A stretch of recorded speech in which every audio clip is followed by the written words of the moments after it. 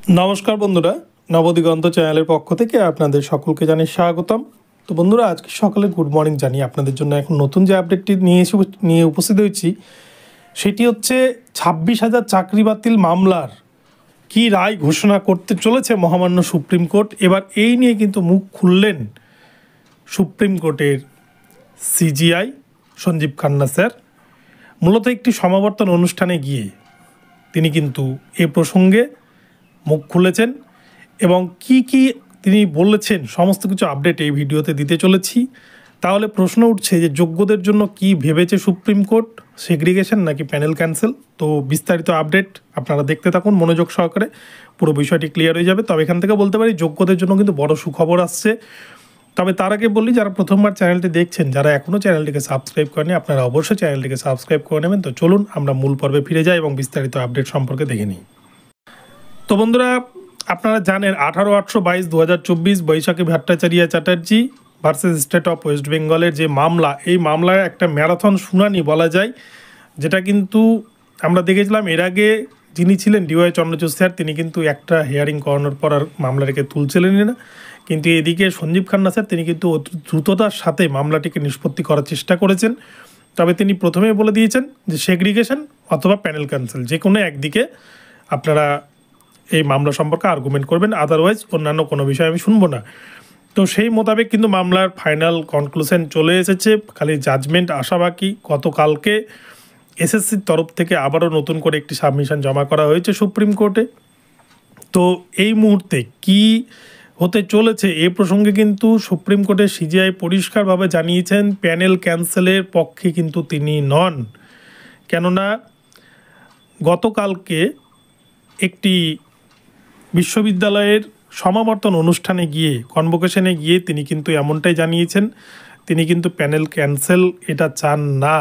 কিন্তু অপরদিকে দেখা গিয়েছে ঝাড়খণ্ডের গত 10/2/2025 তারিখে শুনানি ছিল এবং সেই দিনই কিন্তু ওই ঝাড়খণ্ডের মামলার জাজমেন্ট এসছে, যেখানে পরিষ্কার বলে দেওয়া হয়েছে পুরো রিক্রুটমেন্ট প্রক্রিয়া বাতিল করে 6 মাসের মধ্যে নতুনভাবে রিক্রুটমেন্ট করতে হবে ঝাড়খণ্ড সরকারকে গ্রুপ ডি এর ক্ষেত্রে। যেখানে 2010 সালের রিক্রুটমেন্ট, যেখানে দুর্নীতি দেয়, সেই পুরো নিয়োগ প্রক্রিয়াকে 15 বছরের নিয়োগ প্রক্রিয়াকে বাতিল করে দিয়েছে মহামান্য সুপ্রিম কোর্ট।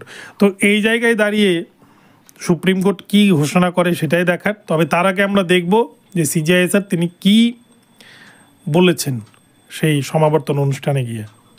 তো দেখুন বন্ধুরা, এখানে প্রথমে বলছে মধ্যস্থতায় জোর, অর্থাৎ সব কিছু যদি আলাপ আলোচনার মধ্যে দিয়ে বা সমঝোতার মধ্যে দিয়ে মিটিয়ে নেওয়া যায়, তাহলে কিন্তু যে কোনো ঝামেলায় সেটা সংক্ষেপ হয়ে যায়।